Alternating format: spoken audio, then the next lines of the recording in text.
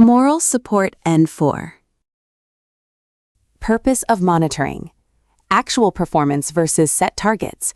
To find gaps in the system. To reset my targets. This is a legal requirement. It is a best industrial practice. To find deficiencies in the system. Active monitoring methods. Safety inspection. The term safety inspection implies an examination of the workplace and working conditions so that comparisons can be made to expected performance standards. Examples: the routine general safety inspection, to determine if general standards of health and safety are acceptable or if corrective action is necessary. Example: a quarterly housekeeping inspection in an office. The statutory inspection, of an item by a competent person to fulfill a legal requirement. Example: the annual thorough examination of an item of lifting equipment. The concerned factory inspector carries out an inspection in the site. Based on the findings, he can initiate further actions. The periodic inspection of plant and machinery as part of a planned preventative maintenance program. Example: a mechanic inspects the brakes on a lorry on a regular basis to ensure they are not excessively worn. The pre-use checks carried out by workers before they use certain items of plant and machinery. Example: the startup checks carried out by a forklift truck driver. Safety sampling is the technique of monitoring conformance with a particular workplace standard by looking at a representative sample only. If a big enough sample is collected, then there is a strong likelihood that the results of the sample will reflect the results for the workplace as a whole. Safety tours. A safety tour is a high-profile inspection of a workplace carried out by a group or team, including managers. The tour may be formal, but can also be informal, a walk-around looking at points of interest, usually unscheduled. The group carrying out the tour should include the manager of the area being inspected and possibly a worker or worker representative, a health and safety specialist, an occupational health specialist, and perhaps an engineer. Ideally, the group would also include a senior manager, such as a senior operations manager or director. Safety survey. It is detailed examination of a particular safety aspect. It could involve, for example, a detailed inspection of all aspects of firefighting equipment, examining all the safety devices on machines, or checking all the emergency exits. Climate surveys. It is a technique to assess an organization's attitude towards health and safety culture and climate so that improvements can be made. Behavioral observation. Monitoring the way workers behave, for example, the use of PPE or the correct driving techniques, is a valuable active monitoring technique as it detects issues that can be addressed through behavioral change programs before injuries occur. Benchmarking is the comparison of an organization's performance with others of similar nature within the sector or country as a whole. Benchmarking can also be carried out between sites within the same organization to identify strengths and weaknesses and therefore develop improvement plans. Reactive monitoring data or types of information that can be used for reactive monitoring. Sickness absences, accidents, fatalities, near misses, damage-only accidents, lost time accidents, reportable dangerous occurrences, reportable major injuries, 3-day lost time accidents, health surveillance reports, cases of occupational ill health, complaints from the workforce, formal enforcement actions taken against the organization, civil claims for compensation against the organization, cost of accidents, e.g. damage repairs, fines, prosecutions, riots, violence, accident investigation. Leading indicators: HSE policy, legal compliance, audit findings, safety inspections, consultation level, workplace conditions, previous review points closed or not, safety training, risk register, PTW, ERP, enterprise resource planning, waste management, housekeeping. Lagging indicators: accidents and incidents, LTI rate, near misses, fatality rate, enforcement actions, complaints, fines, penalties, court case, ill health records, major emergencies that occurred, dangerous occurrence, sickness absenteeism, insurance action, civil claim. Reasons for investigating incidents. To identify the immediate and root causes, incidents are usually caused by unsafe acts and unsafe conditions in the workplace, but these often rise from underlying or root causes. To identify corrective action to prevent a recurrence. This is the key motivation behind incident investigation. To record the facts of the incident. People do not have perfect memories, and accident investigation records document factual evidence for the future. For legal requirement. A. To ensure you are operating your organization within the law. B. The Management of Health and Safety at Work Regulations 1999, Regulation 5, mentions health and safety investigations form an essential part of this process. Accident investigations are an implicit legal duty imposed on the employer in addition to the duty to report incidents. For claim management, if a claim for compensation is lodged against the employer, the insurance company will examine the accident investigation report to help determine liability. For boosting staff morale, non-investigation of accidents has detrimental effect on morale and safety culture because workers will assume that the organization does not value their safety. To enable risk assessments to be reviewed and updated, an incident suggests a deficiency with the risk assessment, which should be addressed. For disciplinary purpose, though blaming workers for incidents has a negative effect on safety culture, there are occasions when an organization has to discipline a worker because their behavior has fallen short of the acceptable standard. For data gathering purposes, accident statistics can be used to identify trends and patterns. This relies on the collection of good quality data. An economical requirement. By investigating, we can arrest the foreseeable recurring accidents of minor or major, by which we can reduce unnecessary cost on medical expenses, sick leave wages, compensation, and damages to properties. To promote HSE culture. Investigation of accidents is a part of HSE culture. By investigating incidents, we can nurture and promote HSE culture. Immediate actions after an accident at work. Make the area safe. Ensure casualty is treated with first aid, and then further medical treatment if necessary. Isolate the scene so evidence is not disturbed. Inform the victim's next of kin. Notify enforcing authority if relevant. Arrange any necessary counseling or support. Set up investigation team. Collect evidence, including photographs, measurements, etc. Take statements from witnesses. Determine immediate and root causes. Report findings, making recommendations to prevent recurrence. Inform safety representatives and issue internal information. Advise insurers. Implement recommendations. Revise work procedures and risk assessments. Monitor situation and review as necessary. Basic investigation procedures. Step 1. Gathering information. Secure the scene as soon as possible to prevent it being altered. Collect witnesses' details quickly before they start to move away. Collect factual information from the scene and record it. This might be done by means of photographs, sketches, measurements, videos, written descriptions of factors such as wind speed, temperature, etc., physical evidence such as samples or the equipment that has failed, marking up existing site/location plans. Once the scene has been thoroughly examined, move on to the second source of information, witness. Witness statement. If they resist to give witness, convince the workers that it is only a fact-finding exercise and not fault-finding. Good witness interview technique. Arrange the witness interview in a calm location.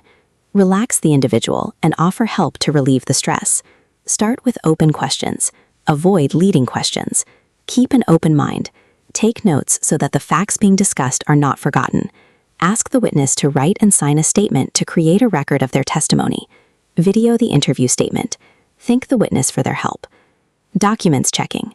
PTW, induction training, toolbox talk, method statement, risk assessments, SOPs, training, fitness to work, previous accident reports, first aid reports, maintenance reports, calibration records, competency certificate.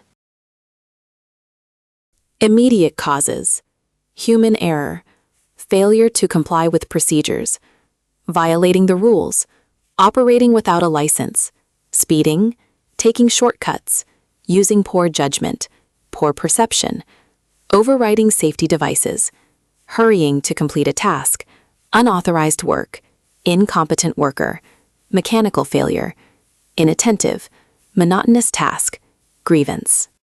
Root causes are due to negligence of management or management failures, failure to adequately supervise workers, failure to provide appropriate PPE, failure to provide adequate training, lack of maintenance of plant and machinery, inadequate checking or inspections, failure to carry out proper risk assessments, no safe systems of work, unclear roles and responsibilities, inadequate resources allocated to HS, lack of active commitment on HS, weak leadership on HS, production demand, economic influence, safety is given lower priority, ineffective communication, higher targets on sales, lack of HSMS SOPs, negative HSE culture, previous accidents.